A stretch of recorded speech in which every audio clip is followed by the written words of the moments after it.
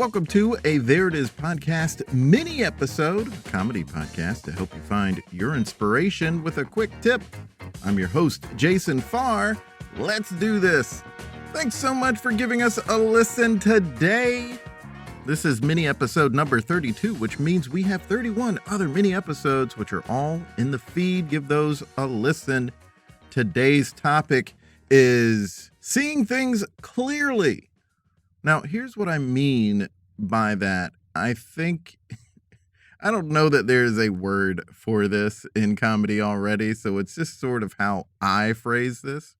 You know how when you are in a situation and emotions run high, and it's not until later that you can really see what went down. And they say it's like, oh, once the dust settles, you can see it. A good journalist, a good politician, a good leader, and a good comedian or a good artist in general can see the situation for what it is before the dust has settled. I think that is a core principle of good art and good work that has integrity. And I think we need journalists to do that, and I think it behooves comics to do that as well. Now, not every comic is doing political humor. That's fine. I'm not saying that. What I am saying, though, is if you were going on stage and you're saying something that the average person could see is not the situation, not because the dust hasn't settled yet, just because they know from hearing you say something that it is incongruent with what they are seeing and what is really happening. And it makes for bad comedy when people do that wrong. It makes for bad anything. It makes for bad journalism. It makes for bad social media posts. There were a couple of things that happened recently that made me think about this. And one was Conan O'Brien did an interview, Oxford University interview. And there is a clip that people have been misusing online. A particular political group has been misusing online. He was being quoted by even major publications kind of incorrectly because it was only telling half of the point he was making. But what was being clipped out was him saying that comics, and I'm going to paraphrase here, but comics who just say fuck Trump are kind of going the wrong way about it. And the way I saw a couple people respond to that, those headlines, was, oh, so he's saying people just shouldn't be mad at Trump. That could not have been farther from the point he was making. Now, you know, as a listener, that I'm a diehard Conan O'Brien fan. He's my hero. I've said it plenty of times publicly. This is not me caping for him or holding water for him. What he said is not what they are saying he said.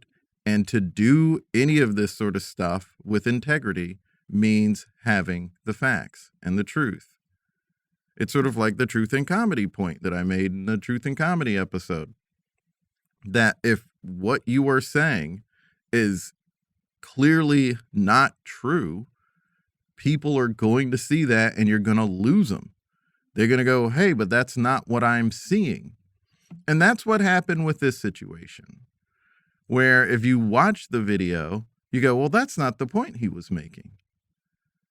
So anyone who is saying that that is the point he was making, even though we could see in the video that it's not, loses integrity.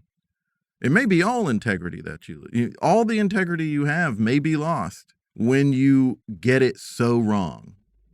People are coming to you to get it right, whether you're a journalist or a comic. So if you're getting it wrong, it's one thing to have a different opinion.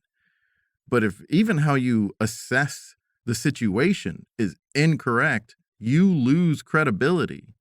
You lose integrity. That's not good to keep an audience. And just to make the point that he was actually making, because I think it was a good comedy point, was you're being sort of co-opted when Trump says something insane and your reaction through your work is to just be angry because your job is to be funny. So you have to figure out how to channel that anger into comedy, which he's great at doing. People like John Oliver are great at doing that. They take the annoyance of a situation in the news and find a way to weave comedy in. That is exactly what we need. Because either you're doing comedy for an outlet for people to have something cathartic, have a cathartic reaction, or you do want to be a sort of truth teller. Well, in order to do both, you have to have the integrity to get things right. And it's, I think, extra special when somebody can say, hey, it's very dusty in here, but let me just show you exactly what's going on here. And that, in doing that, it makes the dust settle for people. That is such a superpower to have in comedy. Another thing that happened in comedy, and why I think it's important to be able to see things clearly and communicate that clearly, is what happened on La Culturistas, where Matt Rogers said, don't give your money to Jasmine Crockett because she's not going to win in Texas. Okay, so maybe a few things were going on here with this situation. One was an assessment of his general feeling, because he married a few things here. I can't really speak for him, but it sounded like he was saying, for one, if Beto O'Rourke can't win in Texas, then Jasmine Crockett can't win.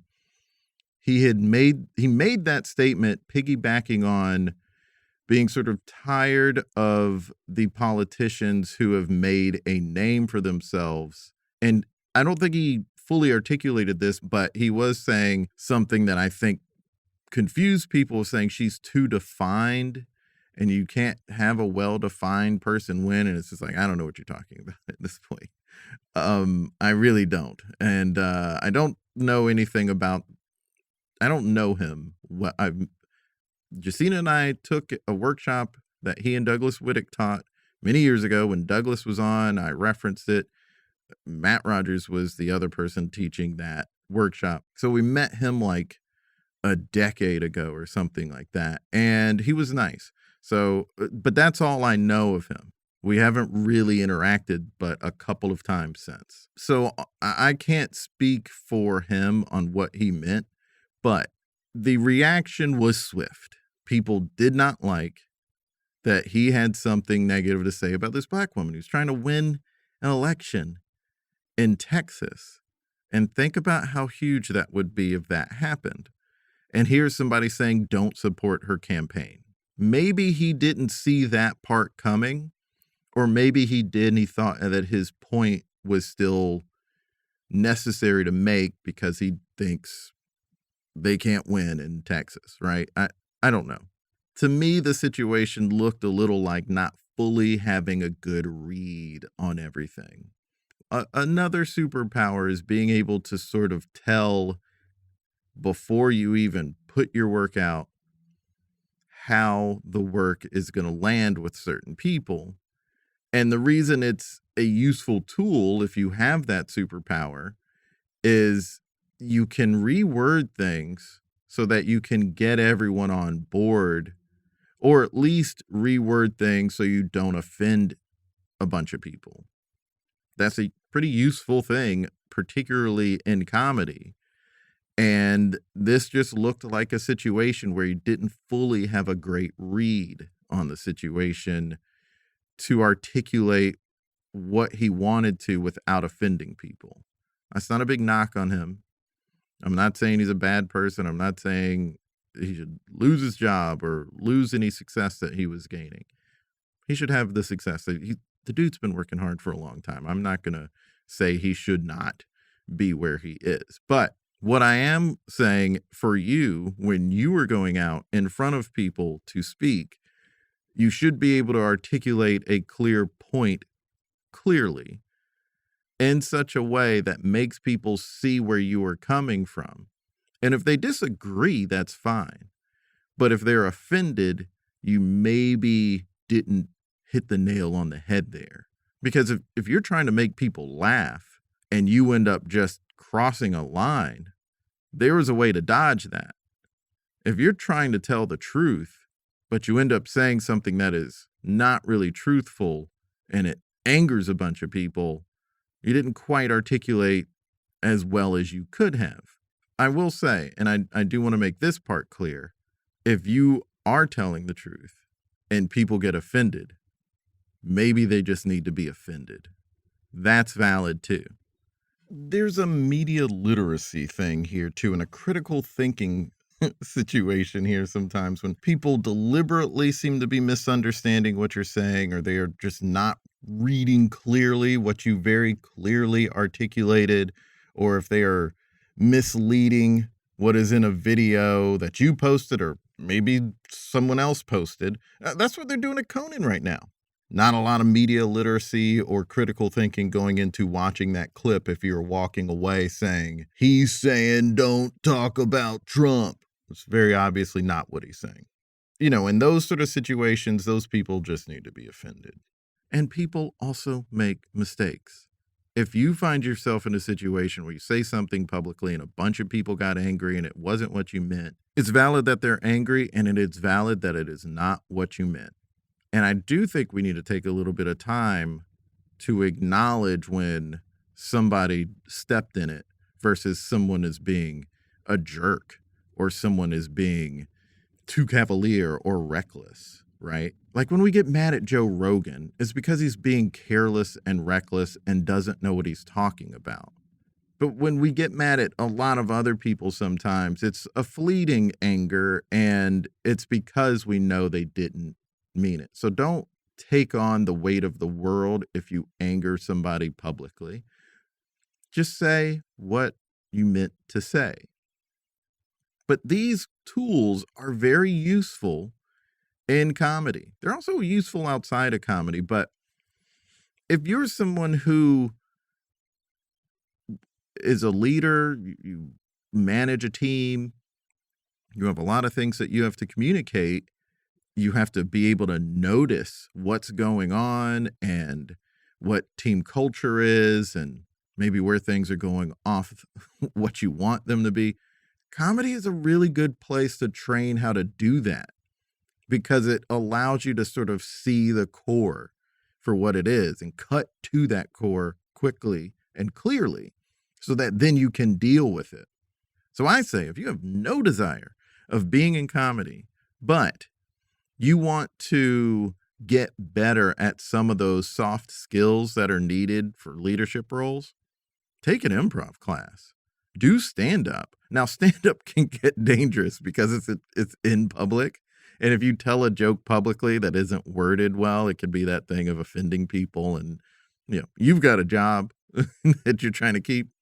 So I understand maybe not going in that route, but taking a storytelling class, taking a stand-up class, those are safe spaces. An improv class, safe space. And it's, at least I can speak for the Magnet, the whole idea is that you are seeing what is happening in real time, picking up on that quickly, and stating that directly.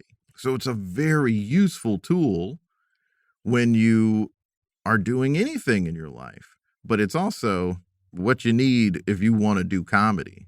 If you're trying to get great at comedy, it's very useful to be able to cut to that core quickly and make the dust settle. I hope this helps and encourages you in two ways. One, if you do upset people, do what Molly McPherson said. If you haven't listened to that episode of the podcast, please do. She's excellent. But do what she says and let people know your principles. Own what you said. Own how it was taken and tell people what your principles are. And you can weather that storm. Don't have the reactionary sort of response that many people do when they get in trouble, so to speak, air quotes, in the public eye. Don't get all caught up in that part of it and the frenzy that happens. Because that superpower of being able to cut to the core and make the dust settle, that is the tool that's going to help you get through things. Like, hey, totally get why you're upset. I see how it came across that way. That's not what I meant. I apologize for that confusion, but here is what I meant. And here's my actual principle on the matter. That calms people down. That disarms people, being able to do that. Don't be afraid. Be encouraged.